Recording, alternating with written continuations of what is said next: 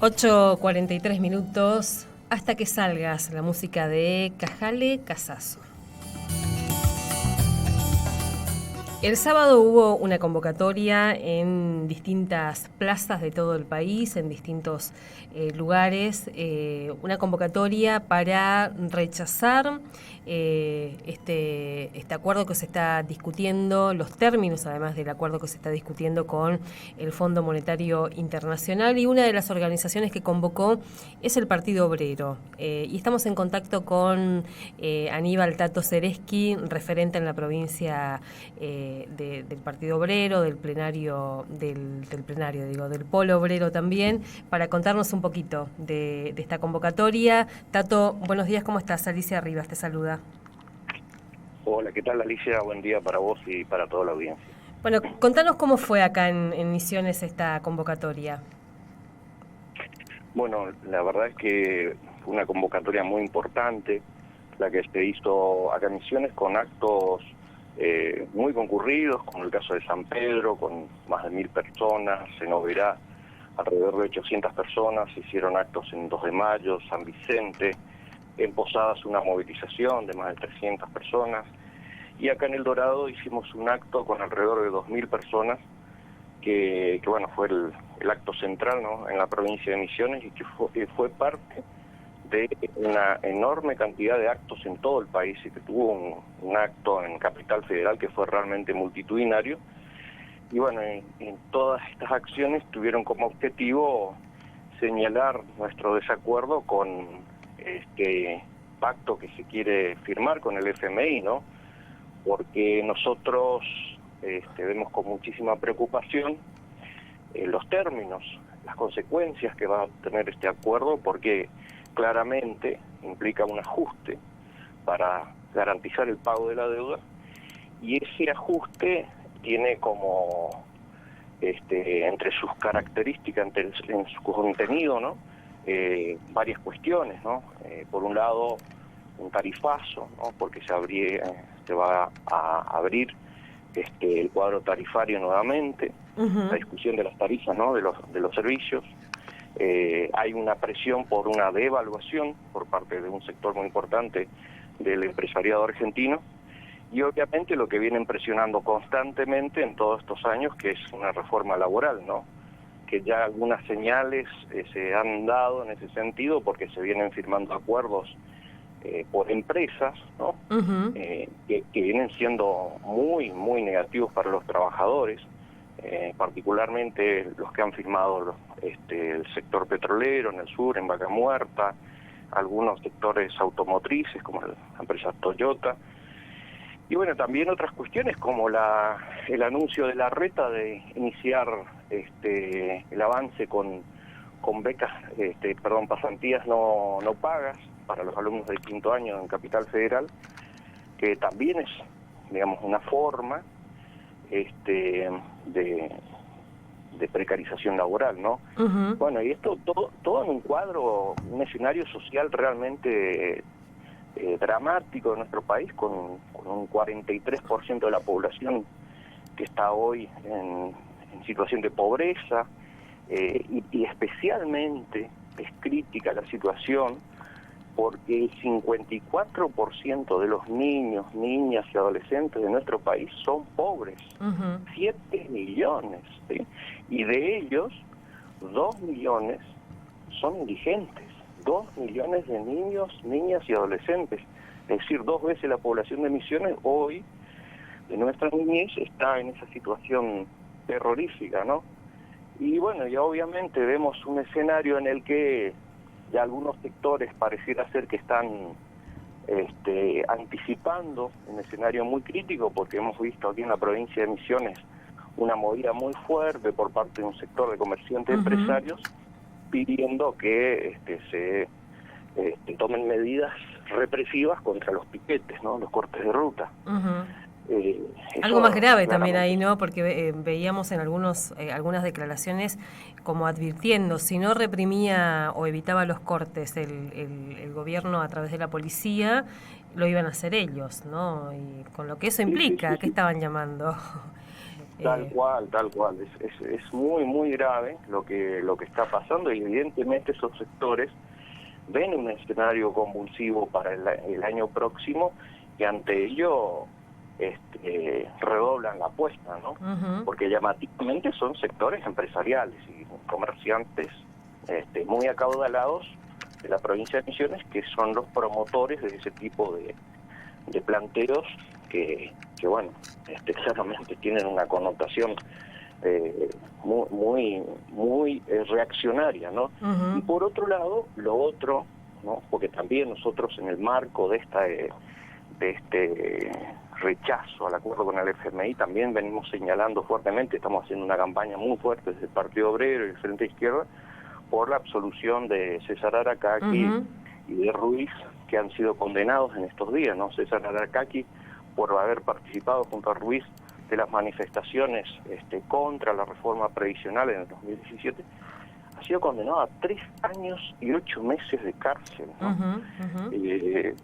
Es una señal también por parte del poder, algo así como decir, ¿no?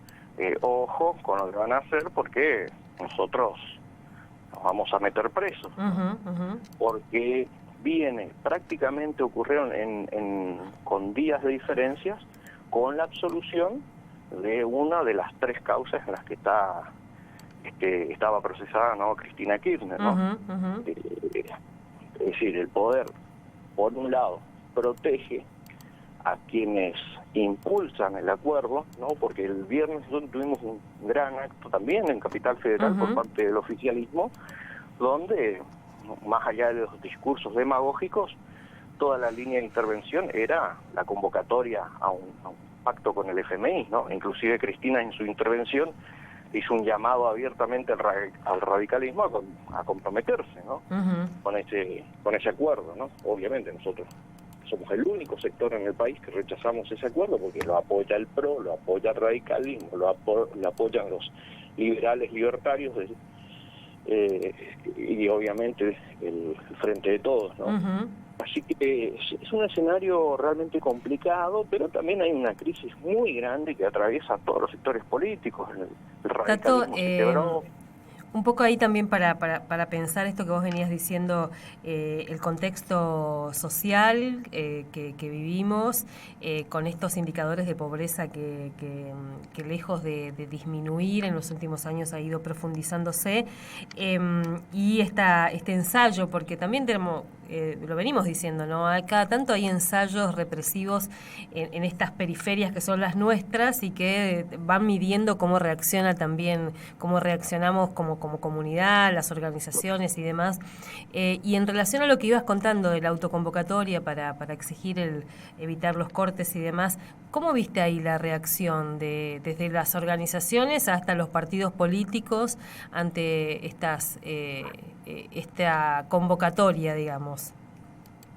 Bueno, mirá, yo creo que hay una preocupación por parte de quienes militamos día a día en las luchas sociales, que hubo algunas reuniones en varias localidades de compañeros que forman parte de los sectores que luchan, pero los grandes partidos provinciales se han llamado a silencio, ¿no? Un silencio muy llamativo, un silencio cómplice ante esta situación, ¿no? Obviamente los medios le han dado mucha manija a esta convocatoria, que tampoco fue multitudinaria, digamos que fue un grupito de alrededor de 200 personas que se juntaron acá en El Dorado, porque tengamos en cuenta que eran 200 que venían de toda la provincia, si no eran 200 del Dorado, que podría ser una cifra importante entre comillas, pero una convocatoria provincial de 200 personas no es muy grande. Sí, lo grave es el contenido de la convocatoria, ¿no?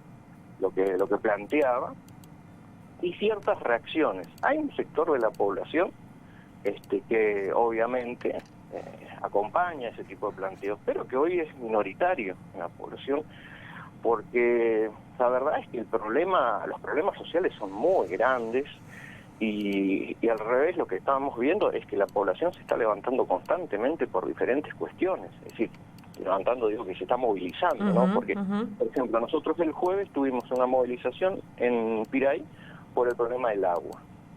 Casi todo el día no hay agua en Piray. Después hay problemas de todo tipo que implican movilizaciones de población aquí en la zona norte y en otros puntos de la provincia también, ¿no? Porque los problemas se van acumulando y las soluciones no aparecen, ¿no? Y ante eso la población reacciona como habitualmente ocurre, ¿no? Ante estos hechos. También hay que señalar lo que es bastante extraña la conducta de quienes participaron de esa acción que fue la excusa, ¿no? Lo de Caraguatay, que, digamos, vos sabés muy bien, Alicia, nosotros en la provincia de Misiones nunca hemos tenido episodios de ese tipo. Quizás cierta ingenuidad de quienes participaron ahí o no sabemos qué, pero fue muy extraño ese accionar, pero obviamente este sector reaccionario que promueve las medidas antipiquetes lo utilizó y le dio mucha también es cierto, Tato, que en los últimos años se ha ido como degradando de parte del propio gobierno la posibilidad del diálogo con los sectores que reclaman, ¿no? Porque de estar los funcionarios políticos dialogando con quienes se manifiestan, hoy el único actor que aparece es la policía, digamos, ¿no? Cuando explícitamente siempre se denunció ese hecho y hoy, no sé, a vos te debe pasar que ¿cuándo fue la última vez que pudiste en un corte o en una manifestación dialogar con un funcionario político? ¿Es el comisario o sea, eso es cierto, es real lo que decís. El Ministerio de Desarrollo Social de la provincia está absolutamente borrado de todo, no son proclives al diálogo.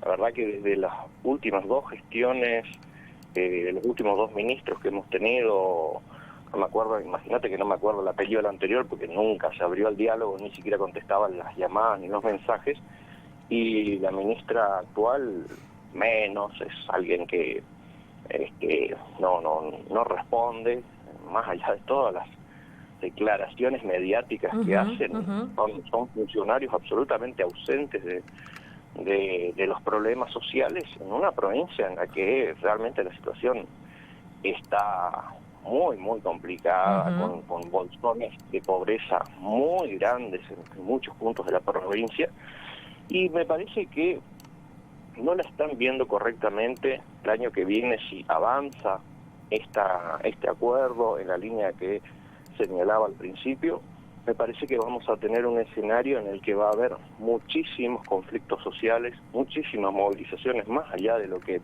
pida algún sector.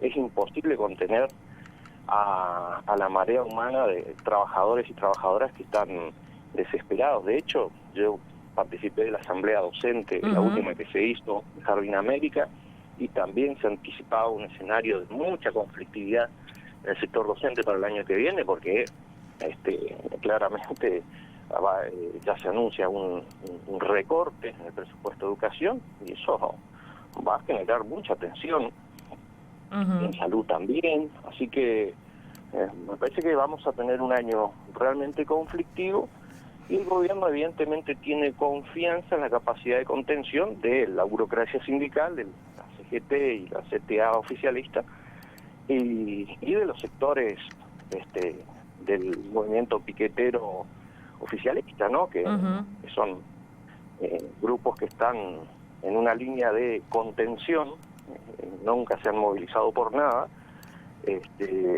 pero me parece que eso no alcanza, me parece que no le va a alcanzar al gobierno para contener este escenario social tan complejo que vamos a tener el año que viene, que ya lo tenemos, como vos señalabas en un momento dado en tu intervención, de que hay una situación social que se viene degradando desde hace mucho tiempo. Desde los finales de la gestión de Cristina se agravó enormemente con Macri, y bueno, en el contexto de esta pandemia se ha profundizado muchísimo el cuadro de deterioro social de todos los números, ¿no? Laborales. Imagínate que el 28% de la población que trabaja es pobre. Si trabajando los pobres, ¿qué le queda a los que hacen trabajos, lo que se conoce habitualmente como changa o trabajos parciales o todos los formatos de trabajo precarios que hay en nuestro país, que están hundidos en una situación de pobreza, en un país en el que el salario promedio es de 50.000 pesos, pero la canasta básica es de 32.000. Entonces, el escenario es realmente complicado, ¿no? Y bueno, yo lo que veo con muchísima preocupación es que el gobierno nacional avanza en esta línea, ¿no? Porque los discursos tanto de Alberto como de Cristina el viernes fueron realmente demagógicos, ¿no? Porque por un lado hacían una serie de intervenciones y arengas como que en relación al FMI, pero al final en todas sus intervenciones señalaban la necesidad del acuerdo. Entonces, y todos los acuerdos que se han firmado en las últimas décadas con el FMI han sido dañinas para los pueblos de América Latina y el mundo. Es decir, nosotros tenemos a el Ecuador, que se levantó el pueblo cuando el gobierno estaba ejecutando un acuerdo con el FMI. En Colombia, hace poco, se ha levantado el pueblo también en torno a un ajuste que el gobierno de ese país planteaba ejecutarlo en torno a un acuerdo con el FMI. Es decir, parece que las cosas están más que claras en qué dirección vamos. Y lo otro es el discurso del desendeudamiento que insiste el gobierno, que supuestamente en 12 años desendeudaron, y las cifras de la deuda son de crecimiento constante. Nunca hubo decrecimiento del endeudamiento en nuestro país. Además hubo una oportunidad histórica de avanzar en la investigación de la deuda para determinar cuán fraudulenta era en ese momento y poder también sentarse a negociar desde otro lugar, pero se decidió pagar. Digamos, ¿no? Y también, pero también, Alicia, la insistencia del gobierno en señalarle a Macri y su endeudamiento como responsable de la crisis actual, y está muy bien, pero ¿y qué hacen en torno a ello? ¿Están investigando ese endeudamiento de Macri? No lo están haciendo. Entonces no sirve de nada las declaraciones en los medios de los dirigentes del kirchnerismo diciendo Macri nos endeudó. Y el propio Macri reconociendo que se tomó esa deuda para fugar capitales, ¿no? La verdad que es un escándalo por donde se lo mire. Y personajes como Santoro diciendo que cada uno de los argentinos le debemos $1.000 al FMI. ¿Quién vio los $1.000 que supuestamente dice Santoro que el FMI nos otorgó? No, está falseando la realidad. Esas deudas que se han tomado en todos los casos han sido en beneficio de una clase social muy concreta, ¿no? Tato, y ahí el Frente de Izquierda propone concretamente sería no pago de la deuda. ¿Cuál sería la propuesta concreta ahí? Es lo que vos decís, el no pago de la deuda, la investigación de la deuda, y bueno, y reiniciar un ciclo de inversiones en la producción para reactivar la economía argentina. Imagínate que nuestro país, según un informe que salió en estos días, para salir de la crisis necesita 6 millones de puestos de trabajo, 6 millones de puestos, que si se generaran en un plan al 2030, tendrían que generarse 400.000 puestos por año, ¿no? Y el año pasado se han generado solamente 140.000 puestos, de 180.000 que se habían perdido. Entonces, la situación laboral es y de la actividad económica en nuestro país viene muy atrás. Acá es necesario urgentemente un plan de obras públicas, de viviendas populares y una serie de cuestiones que podrían, por un lado, generar trabajo y por otro lado, resolver problemas acuciantes de la población, ¿no? Porque tenemos un déficit habitacional terrible en nuestro país. Y el sector de la construcción, cuando se reactiva, suele ser un sector que impacta en el conjunto de la economía, ¿no? Porque se nutre de diferentes elementos, ¿no?, necesarios para la construcción. Entonces eso permite la reactivación de otros sectores, ¿no? Pero obviamente necesita una orientación económica muy distinta a la que le está dando el gobierno actual y el anterior, ¿no? Obviamente, que en el discurso plantean algunas cuestiones, pero no, en la práctica vemos que ocurre todo lo contrario. No, el otro día me decía una persona conocida que es muy afín al gobierno nacional, y es como que no pasó nada en estos 2 años, es como que siguiera el que estaba antes, ¿no? Entonces, la verdad que es preocupante. Y bueno, también nosotros vemos, por otro lado, nos parece muy importante lo que ha pasado el día sábado, que ha tenido una respuesta tan importante las convocatorias que hemos hecho en todo el país, ¿no? Está bien, nosotros reconocemos que aún somos una fracción minoritaria de la población, pero un sector minoritario pero creciente, ¿no? Que estamos con cada vez más acompañamientos en todo el país, en esta puja por, digamos, reorientar la situación de nuestro país, ¿no? Tato, queremos agradecerte este tiempo aquí en la radio de la universidad. No, muchas gracias a vos, Alicia, por el espacio, y bueno, te mando un abrazo a vos y un saludo a toda la audiencia. Muchas gracias, hasta luego. Tato Ceresky, Aníbal Tato Ceresky, referente del Partido Obrero, docente. Bueno, con él hemos hablado en muchas oportunidades de muchas cuestiones, en este caso un poco de la convocatoria que se realizó el día sábado en todo el país, convocatoria en contra del acuerdo con el Fondo Monetario Internacional, reclamando, entre otras cuestiones, que no se pague la deuda y que haya una investigación para dilucidar la legalidad o no, el origen fraudulento, identificar responsabilidades y que paguen quienes se quedaron con la plata de este endeudamiento, y uno puede pensar de los otros endeudamientos también, ¿no? Así que bueno, hay una convocatoria que recorrió gran parte del país, y como decía Tato, acá en la provincia hubo manifestaciones en San Pedro, en Oberá, en Posadas, también con esta consigna de no pago a la deuda de la deuda con el Fondo Monetario Internacional y la investigación justamente de esa deuda. 9:05. La radio te acompaña día a día. Desde los primeros ecos de la mañana hasta las últimas luces de la jornada. Universidad Nacional de Misiones. Estés donde estés. Más amor, menos odio. Más amor, menos odio. Cuando elegís IBES menos odio, elegís dar más amor. IBES. El acto de leer un libro no podrá acabarse nunca. Editorial Universitaria. En su sede de Coronel José Félix Bogado, 2160, casi Avenida Uruguay, al lado del comedor universitario. Editorial Universitaria. Tratamiento para VIH. Ahora la medicación es más fácil de tomar y los efectos adversos son muy poco frecuentes.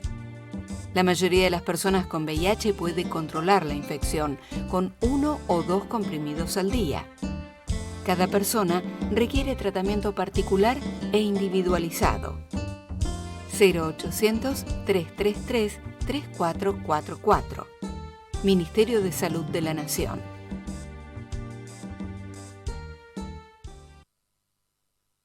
Estamos vacunando. Cuidémonos más que nunca.